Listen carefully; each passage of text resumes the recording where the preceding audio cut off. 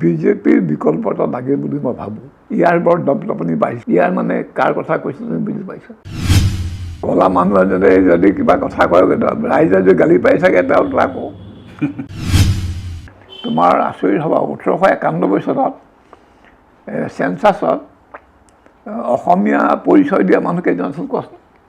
নিজকে অসমীয়া 1000 মানে বাকীবিলাকে অসমীয়াটো কি বোলে মই কায়স্থ মই বামুণী বুলি ভাবিছোঁ আৰু কিন্তু অসমীয়া আচহুৱা শব্দ আছে য'ত মানে লাখ লাখ নিবনুৱা 24টা নতুন পদে কি কৰিব।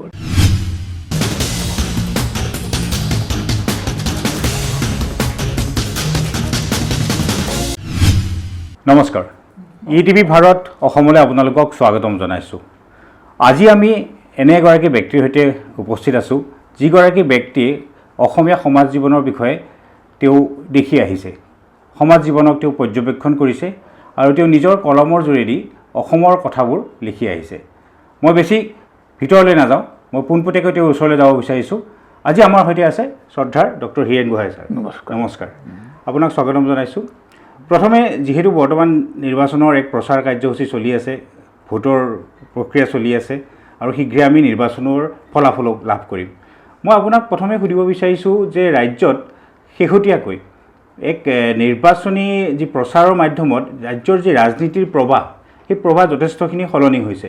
আপুনি পূৰ্বতেও বিভিন্ন নিৰ্বাচন দেখিছে, একাধিক নিৰ্বাচন দেখিছে, কিন্তু সেই নিৰ্বাচনৰ তুলনাত শেহতীয়াকৈ কেইটামান নিৰ্বাচনত যি বাগধাৰা চলোৱা হয় সেই বাগধাৰাত তুমুল পৰিৱৰ্তন আহিছে।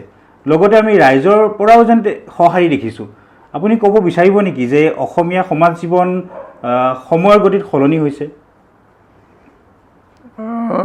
নহয়, মই ভাবোঁ যে এইটো অসমৰ ৰাইজৰ বাবে এটা অতি উদ্বেগৰ মুহূৰ্ত।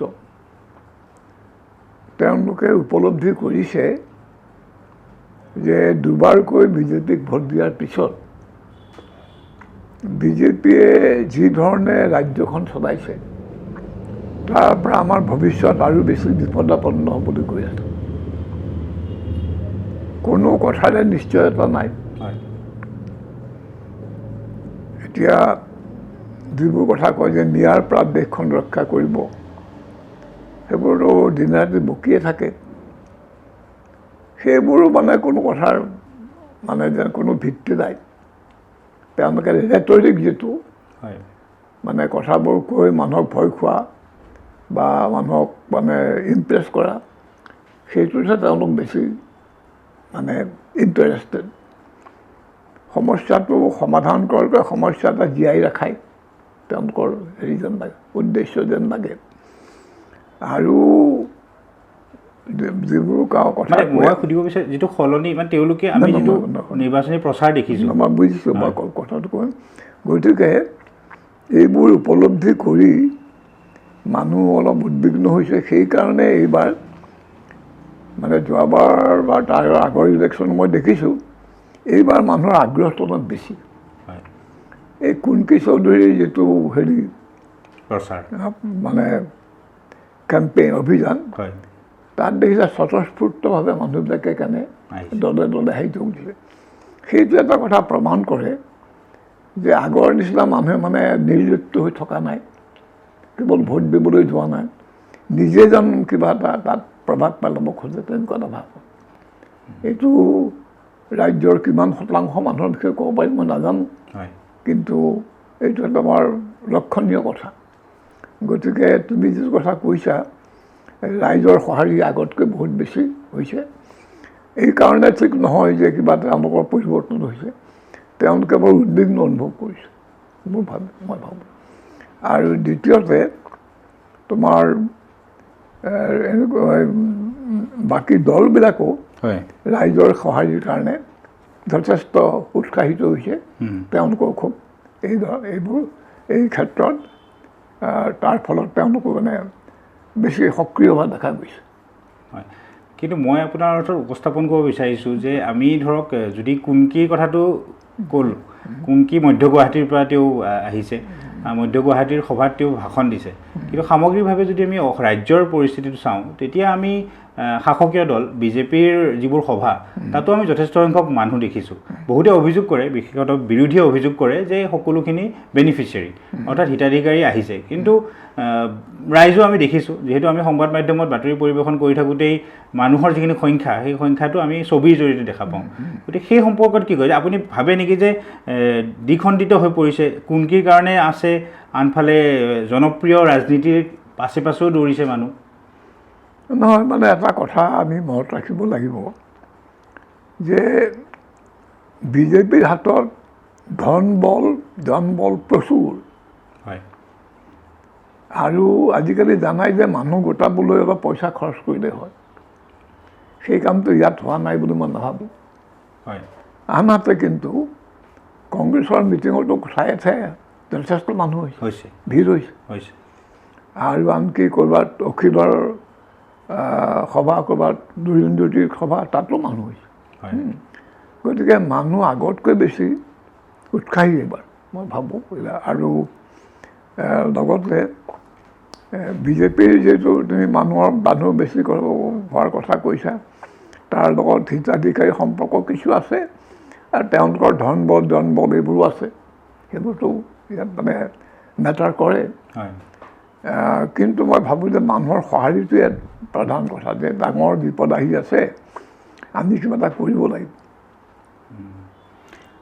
আপুনি মানে আমি আগৰ পৰাই দেখিছোঁ আপুনি নাগৰিক সমাজৰ সৈতে জড়িত এগৰাকী সচেতন নাগৰিক হিচাপে আপুনি সদায় সক্ৰিয় হৈ আছে আৰু সমাজত যি দেখিছে তাক আপুনি বিনা দ্বিধাই আপুনি লিখি আহিছে আপুনি ভোটৰ ৰাজনীতিটো আপোনালোক আছিল এটা সময়ত আৰু এতিয়াও আপুনি ৰাজনীতিৰ আগে আগে আপুনি কোনোবা নেতাৰ হৈ মাত মাতিছে কোনোবা নেতাক কৈছে যে তেওঁক ভোট দিব লাগে কিন্তু তাৰ বিপৰীতে আপুনি তেনেকুৱা এটা আহ্বান জনোৱাৰ বিপৰীতে আমি যদি দেখোঁ বৰ্তমান যিহেতু সামাজিক মাধ্যমৰ যুগ সামাজিক মাধ্যমত এক বিৰূপ প্ৰতিক্ৰিয়া দেখিবলৈ পোৱা যায় বহুতে আপোনাক সমালোচনা কৰিছে আপোনাক বহুত বেয়া ধৰণেও কৈছে আপুনি এজন ব্যক্তি হিচাপে ধৰক এজন নাগৰিক ভাৰতীয় দেশৰ নাগৰিক সেই হিচাপে আপুনি এই কথাটো কেনেকৈ গ্ৰহণ কৰিছে নাই মোৰ ভাগ্যৰ কথাটো মই ফেচবুক নাচাওঁ গম গতিকে মই গম নাপাওঁ মানুহৰ মুখত শুনো আৰু মই কেতিয়াবা যদি মোৰ চকুত পৰিছে সেইবোৰ এনেকুৱা ধৰণৰ মানে নিম্ন স্তৰৰ মন্তব্য কোনো চিন্তা কথা নাই এটা ভিচাৰেল ধৰণৰ আৰু যে মানুহজনক বেয়া পায় বা তেওঁৰ কথা এনেও বেয়া পায় তেওঁৰ কথা এনেও শুনিব নোখোজে গতিকে একেবাৰে গোটেই তেওঁলোকৰ বিদ্বেষ বা সেইটো উজাৰি দিয়ে সেইবিলাকৰ পৰা কিন্তু একো লাভালাভ একো নাই কথাটো হৈছে যে মই যিবোৰ কথা ক'লোঁ সেইবোৰ যুক্তিযুক্ত হয় নে নহয় তাৰ কিবা মূল্য আছে নাই সেইটো বিচাৰ কৰিব লাগে মানুহজন কেনেকুৱা বা তেওঁ এনেকুৱা আছিলে তেওঁ তেনেকুৱা আছিলে এইবোৰ উপযোৱা কথা এইখিনিতে আপোনাক যোগ দি ক'ব বিচাৰিছোঁ যে আপুনি কেতিয়াবা নিজকে দুৰ্ভগীয়া অনুভৱ কৰে নেকি যে আপুনি অসমীয়া হিচাপে জন্ম ল'লে আৰু আপুনি যিমানখিনি বুদ্ধিদীপ্তৰে কথাখিনি কয় তাক গ্ৰহণ কৰাৰ যেন ক'ৰবাত নহয় ক'ৰবাত যোগ্যতা বা তাক বিবেচনা কৰাৰ যি পঢ়ুৱৈ বুলি কওঁ বা তাক ল'ব পৰা ক্ষমতা যেন মানুহৰ নাই মানুহ আছে মানে সীমিত সংখ্যক একেবাৰে সীমিত বুলিও নহয় মানুহ আছে আজিকালি আগতকৈ হৈছে প্ৰথমতো মানে কাণ বন্ধ কৰি ৰাখে আৰু এতিয়া কাণ দুখন খোলা ৰাখে আৰু তাৰ ফলত হেৰি হৈছে কি বিৰোধী পক্ষই মোৰ কথা উল্লেখ কৰিলে মানে মোৰ বিৰোধী যিবিলাক কিছু সন্মানেৰে উল্লেখ কৰে আগতে কৰা নাছিলে সেইটো কি কাৰণে হৈছে এই মানুহৰ মাজত কিছু গ্ৰহণযোগ্যতা আগতকৈ বাঢ়িছে বোধহয় নিশ্চিতভাৱে আপুনি যিহেতু ইয়াত যদি আপুনি নিজে পতিয়ন গৈছে তেন্তে সেয়া ভাল কথা আপোনাক সুখী কৰি ৰখাটো আমি বিচাৰোঁ মানে যদি আপুনি এনেকুৱা ধৰণৰ কথাৰ পৰা আপোনাৰ মানসিক অশান্তি হোৱা নাই তেতিয়াহ'লে এইটো মই ভাল বুলি ভাবোঁ মানে কথাটো মই এনেই কান্দে কম শুনো ক'লা মানুহ এজনে যদি কিবা কথা কয় ৰাইজে যদি গালি পাই চাগে তেওঁতো আকৌ মোৰ অৱস্থা তেনেকুৱা বুলি ভাবিব পাৰা মই যিহেতু ছ'চিয়েল মিডিয়াৰ ক্ষেত্ৰত মই ক'লা আপুনি কংগ্ৰেছৰ কালো দেখিছে আজি বৰ্তমান বিজেপিৰ দেশজুৰি বা আমাৰ ৰাজ্যতো বিজেপিৰ যিটো এটা জয়ময় অৱস্থা এটা সময়ত কংগ্ৰেছৰো তেনেকুৱা আছিল কংগ্ৰেছতো আমি তেনেকেই যদু মধু হৰিও যদি কংগ্ৰেছৰ টিকটত উঠি যায় তেওঁ জয়যুক্ত হৈছিল গতিকে সেই সময়ৰ কংগ্ৰেছৰ দিনত যি কংগ্ৰেছৰ দপদপনি আছিল আৰু আজিৰ বিজেপিৰ দপদপনিৰ মাজত একেই দেখিছেনে সমাজ তত্ত্বটো নে বেলেগ দেখিছে? এইটো খুব ভাল প্ৰশ্ন কৰিছে। মানে কংগ্ৰেছৰ যেতিয়া দপদপনি আছিল আমি তেতিয়াও অনুভৱ কৰিছিলোঁ যে কিবা এটা অভাৱ হৈছে। এইবোৰ দপদপনি মানে অলপ বাহ্যিক আৰু কিন্তু ভিতৰত কিবা এটা পচিছে। সেই ভাৱটো মই সদায় কংগ্ৰেছৰ মানে অনুৰাগী নাছিলোঁ। জীৱনৰ বেছিভাগ সময়ে কংগ্ৰেছক সমালোচনা কৰোঁতে গ'ল। খুব তীব্ৰ সমালোচনা। হিটলাৰ চহৰকে বৰ বেয়া পাইছিল, মোক তৰুণ গগৈও বেয়া পাইছিল। কিন্তু এতিয়া মানে পৰিস্থিতিৰ পাকত মানে সেই কংগ্ৰেছকে মই ছাপোৰ্ট কৰি আছোঁ। কাৰণ বিজেপিৰ বিকল্প এটা লাগে বুলি মই ভাবোঁ। আৰু এইখিনিতে মই তোমাক ক'ব খোজোঁ যে বিজেপিৰ আজি যিটো দপদপনি দেখা গৈছে, ইতিমধ্যে কিন্তু সাধাৰণ মানুহে ক'বলৈ আৰম্ভ কৰিছে মানুহ অতিষ্ঠ হৈছে, ইয়াৰ বৰ দপদপনি বাঢ়িছে। ইয়াৰ মানে কাৰ কথা কৈছে তুমি বুজি পাইছা? তেনেটো বিজেপি এতিয়া ক'বলৈ গ'ল। গতিকে সেই এটা কথা কিন্তু হৈছে যে এই গোটেইবিলাক চিঞৰ বাখৰ, আস্ফালন আড়ম্বৰ এইবিলাকৰ মাজত কিবা এটা যেন তাত অভাৱ ঘটিবলৈ ধৰিছে। তেনেকুৱা এটা ভাৱ হয় মানে এসময়ত কংগ্ৰেছৰ ক্ষেত্ৰত যিটো হৈছিলে। হয়, ইতিহাসৰ পাতত এনেকুৱা ধৰণৰ ঘটনা আমি দেখিছোঁ। যদি কাৰোবাৰ এটা যুগ থাকে, সেই যুগৰ অৱসান থাকে। গতিকে আপুনি এনেকুৱা ধৰণৰ তথ্য লাভ কৰিছে যে যি জনপ্ৰিয়তা এই লাহে লাহে স্তিমিত হৈছে। সীমিত মানে অলপ মানুহ অতিষ্ঠ হৈছে। আৰু মানে সাধাৰণ মানুহে কৈছে যে হেৰি নহয়, খুব পঢ়া শুনা কৰা চিন্তাশীল মানুহ নহয়। 2014 চনৰ পাছত যেতিয়া আমি দেশৰ প্ৰধানমন্ত্ৰী হিচাপে নৰেন্দ্ৰ মোদীক লাভ কৰিলোঁ, তাৰ পাছত ৰাষ্ট্ৰত আন্তঃগাঁথনিমূলক বহুখিনি কাম হৈছে। আন্তঃগাঁথনিৰ ক্ষেত্ৰত আৰু বিশেষকৈ যি কংগ্ৰেছৰ দিনত বহুতে অভিযোগ কৰিছিল, আপোনালোকৰ নিচিনা চিন্তাশীল ব্যক্তিসকলে লিখিছিল যে মাহীয়াৰ দৃষ্টি, এইটো খুব জনপ্ৰিয় এটা শব্দযুগল আছিল যে দিল্লীয়ে মাহীয়াৰ দৃষ্টি দিছে। সেয়া লাহে লাহে আমি এই শতিকাৰ দ্বিতীয়টো দশকত লাহে লাহে কমি গৈছে মাহীয়াৰ দৃষ্টিটো, আৰু সেইটো লাভ হৈছে। গতিকে এই যে ৰাষ্ট্ৰবাদৰ এটা যি তত্ত্ব, সেই তত্ত্বটো তাৰ সমান্তৰালভাৱে চলি আছে কাম কাজৰ জৰিয়তে। আপোনাক কোৱা হয় আপুনি বামপন্থী চিন্তাধাৰাত বিশ্বাস কৰে বুলি। গতিকে বামপন্থীৰ মানুহে এই কথাটো সাধাৰণতে ৰাষ্ট্ৰবাদৰ বা এই ধৰণৰ কথাত তেওঁলোকে প্ৰতিবাদ কৰে বুলি কয়।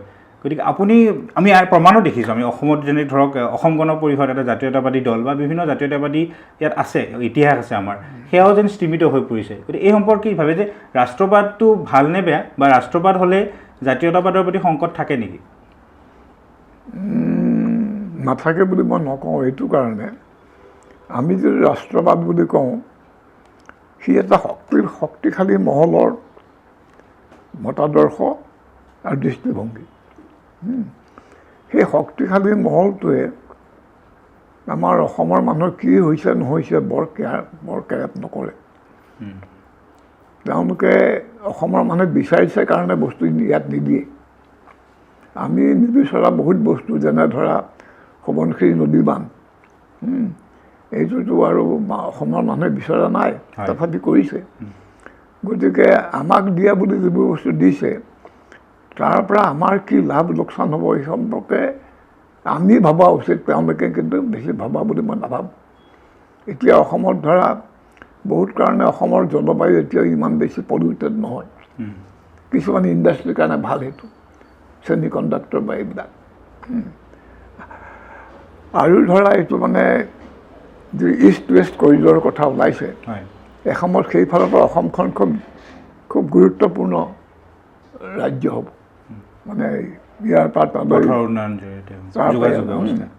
গতিকে এই অসমখনত মানে ধৰা যদি এটা ইনফ্ৰাষ্ট্ৰাকচাৰ বনাই লোৱা নাযায়, তেতিয়া সমস্যা হ'ব। এই বুলি আমি যাক বিগ কেপিটেল বুলি কওঁ, কৰ্পৰেট কেপিটেলে সেই চিন্তাটো কৰিছে। গতিকে ধৰা আমাৰ কিন্তু তাৰ পৰা সাধাৰণ মানুহৰ কি লাভ লোকচান হৈছে, এইটো হিচাপ কোনেও কৰা নাই। এইটো কৰিব লাগিব। মানে উন্নয়নে যাতে আমাৰ মানুহক মানে একাষৰীয়াকৈ থৈ নাযায়। মই এটা উদাহৰণ দিছোঁ। প্ৰকাণ্ড এটা 4-6 লেন ৰাস্তা হৈছে, ওখ। গাঁওবিলাক কাষত নাই, গাঁওবিলাক বহুত তলত এন্ধাৰত পৰি আছে। আৰু সেই 6 লেন ৰাস্তাৰে গাঁৱৰ মানুহ অহা যোৱা নকৰে। তেওঁলোকৰ ধান বজাৰলৈ আনিবলৈ বা বজাৰৰ পৰা বস্তু তেওঁলোকৰ ঘৰলৈ নিবলৈ এই ৰাস্তা দৰকাৰ নাই। কিন্তু তেওঁলোকৰ সেই সুবিধাবিলাক হৈছে নাই, খোৱা পানী পাইছেনে নাই, এইবোৰ সমস্যা বা ধৰা তেওঁলোকৰ অন্যান্য যিবোৰ ধৰা এতিয়া ডেকা ল'ৰা ওলাইছে, ছোৱালী ওলাইছে, চাকৰি লাগে, চাকৰি নাই, আৰু চাকৰিৰ কাৰণে যিটো অৰ্হতা লাগে সেইটো আয়ত্ব কৰাৰ পৰিৱেশ নাই। মানে তেনেকুৱা ধৰণৰ কল কাৰখানা থাকিলেহে মানুহে হেৰি কৰিব পাৰিব। এনেই শূন্যতা আৰু দক্ষতা অৰ্জন কৰা নাযায়, কৰিলে লাভ নহয় এইটো। গতিকে সকলো ফালৰ পৰা এই প্ৰশ্নটো আমি তোলা উচিত যে এই ডেভেলপমেণ্টৰ যিটো পেটাৰ্ণ সেইটোৱে আমাৰ মানুহক কিমান উপকাৰ কৰিছে। ৰাষ্ট্ৰবাদে কৰ্পৰেট কেপিটেলক সেৱা কৰে। কৰ্পৰেট কেপিটেল হয়, কৰ্পৰেট কেপিটেলৰ পৰা প্ৰশ্ন এটা আহে যে তেওঁলোকে কৈ থাকে, অসমৰ ক্ষেত্ৰত মই কৈছোঁ, ছেমি কণ্ডাক্টৰ, নলবাৰীত পেপচিকোৰ এটা কোম্পেনী, তাৰোপৰি এইবাৰ তেওঁলোকে ছ'লাৰ পেনেল, পাহাৰত ছ'লাৰ পেনেল বহুৱাই সৌৰশক্তি উৎপাদনৰ কথা কোৱা হৈছে। গতিকে এইবোৰেতো ডেভেলপমেণ্ট আনিব আৰু লগতে কৰ্মসংস্থাপনো বৃদ্ধি কৰিব। তো তাক লৈ সুখী নহয়? নহয়, তাত যি ধৰণৰ স্কিল লেবাৰ লাগে তেনেকুৱা স্কিল আমাৰ মানুহে আয়ত্ব কৰাই নাই তেনেকৈ। গতিকে তেওঁলোকে কাম চলাবলৈ বাহিৰৰ মানুহ আনিবলৈ বাধ্য হ'ব। এতিয়া ধৰা ইমান প্ৰকাণ্ড ছেমি কণ্ডাক্টৰ যিটো হেৰি, তাৰ কাৰণে আমাৰ বোধে অসমৰ কি 24জন নে কিমান ল'ৰাক ট্ৰেইনিং দি আছে, য'ত মানে লাখ লাখ নিবনুৱা, তাৰ 24টা নতুন পদে কি কৰিব তাত। গতিকে এইবোৰ কথা মানে ডাঙৰ বিপদ হৈছে। আমাৰ জাতীয়তাবাদে যদি এনেকুৱা কৰিলেহেঁতেন ঠিক আছে, এইবোৰ সুবিধা পাম, আমি নিজৰ মানুহৰ কাৰণে কি তাৰ আলামত কি কৰি ল'ব পাৰোঁ সেইটোও ভবা নাই। ৰাষ্ট্ৰবাদক মানে মাতি দিয়েই তেওঁলোক খালাচ, তেওঁলোক ভাবিব লাগে। বুজিছোঁ। বিশেষত কৰ্পৰেট লবিৰ সৃষ্টি হৈছে আৰু মানে গভৰ্ণমেণ্টখনো, আমাৰ গভৰ্ণমেণ্টখনো এতিয়া কৰ্পৰেট লবিৰ হাতৰ মুঠিত যেন লগা হৈছে। এতিয়া মই এটা সমাজ জীৱনৰ কথা সুধিব বিচাৰিছোঁ। যিহেতু আমাৰ অসমত পূৰ্বৰে পৰা, এইটো স্বাধীনতাৰ আগৰ পৰাই ইয়াত জনবসতি কম আছিল কাৰণে মাইগ্ৰেশ্যন হৈ আছে, প্ৰব্ৰজনৰ সমস্যা আমাৰ আজিও আছে। আৰু তাৰ ফলত আমাৰ যিটো অসমীয়াৰ সংজ্ঞা, সেই সংজ্ঞাটো বাৰে বাৰে প্ৰত্যাহ্বানৰ সন্মুখীন হৈ আহিছে। আৰু সমস্যাটো সেই তেতিয়াৰ পৰা আজিলৈকে প্ৰায় এতিয়া 100 বছৰেই হ'বগৈ এনেকৈ চলি আছে। গতিকে ইয়াৰ সমাধান আপুনি দেখিছে নেকি? সমাধান হ'বনে নে এনেকৈ চলি থাকিব? মানে সমাধানৰ কোনো ক্ষমতাটো অসমীয়া মানুহৰ নাই নহয়। সমাধানৰ ক্ষমতা যদি অসমীয়া মানুহৰ থাকিলহেঁতেন এতিয়া কিবা এটা উপায় উলিয়াব পৰা গ'লহেঁতেন। তাকে নকৰি আমি আৰু চেৰে ফেৰ কৰিয়ে সময়বিলাক কটাব লগা হৈছে। কাৰণ মই ভাবোঁ যে ধৰা মানে ব্ৰিটিছৰ দিনত যিবোৰ মাইগ্ৰেশ্যন হৈছিলে, ব্ৰিটিছৰ ইচ্ছা নাথাকিলে হ'ব নোৱাৰে।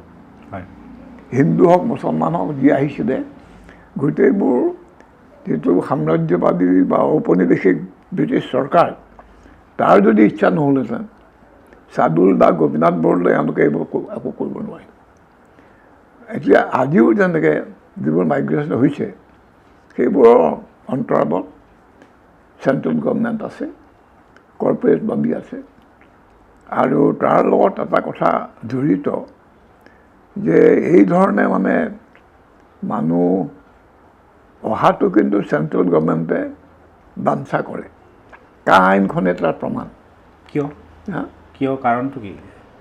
কাৰণটো এইটো এটা পলিটিকেল কথা, এইটো মানে বৰ অন্ধকাৰত লুকাই আছে। তেওঁলোকে কিয় কৰিছে মানে এইটো অভ্যাস কথা যে মাজে মাজে যি ধৰণে মানে বাংলাদেশত এটা ধৰ্মান্ধবিলাকে হিন্দুৰ ওপৰত অত্যাচাৰ কৰে, তে ইচ্ছা নথকা সত্ত্বেও মানে পিতৃ মাতৃৰ ভিতা হেৰি পেলাই মানুহবিলাক অসমলৈ আহিবলৈ আহি আছে। অসমলৈ আহে এইটো কাৰণেই যে ইয়াত মানে খালী মাটি পায়, নিজৰ চিনাকি, চাহ চিনাকি বা আত্মীয় স্বজন ইয়াত আছে। কিন্তু এই ধৰণে যদি লাখ লাখ মানুহ ইয়ালৈ আহে তেতিয়াতো আৰু সেই সময় যিটো সমস্যাৰ কথা কোৱা হৈছে এইটো বেছিহে হ'ব, কমটো নহয়।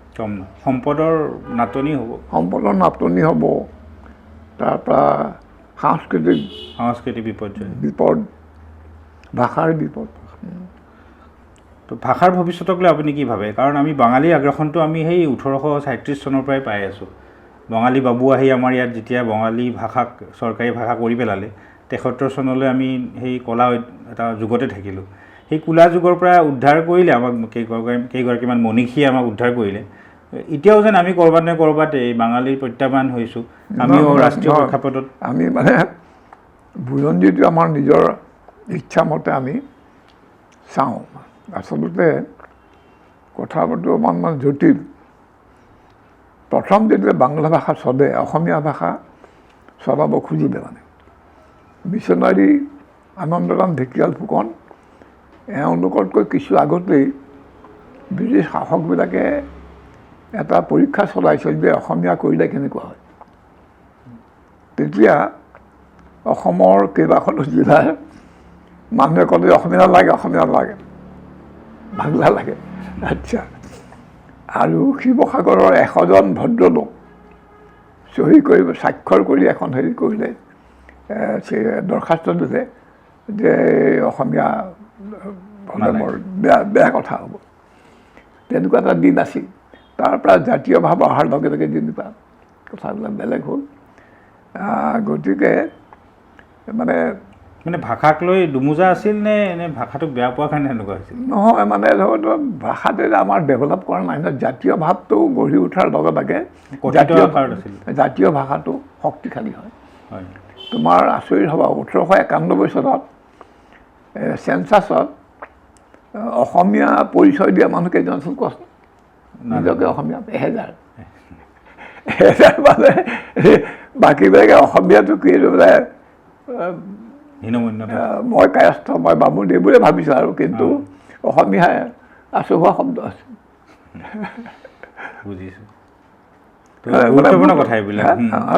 মুহূৰ্ত মানে হৈছে বুৰঞ্জীৰ কিছুমান মুহূৰ্তত কিছুমান ঘটনা ঘটে। আমাৰ জাতীয়তাবাদে তেতিয়া আমাৰ জাতি আছিলে, জাতীয়তাবাদ নাছিলে, আৰু জাতীয় উত্থান ধৰি উঠা নাই। গতিকে সেইটো হওঁতে কিন্তু এইখিনিতে প্ৰশ্ন এটা হৈ যায়, ভাষাটোতো 6ষ্ঠ শতিকাৰ পৰাই হোৱা বুলি কয়।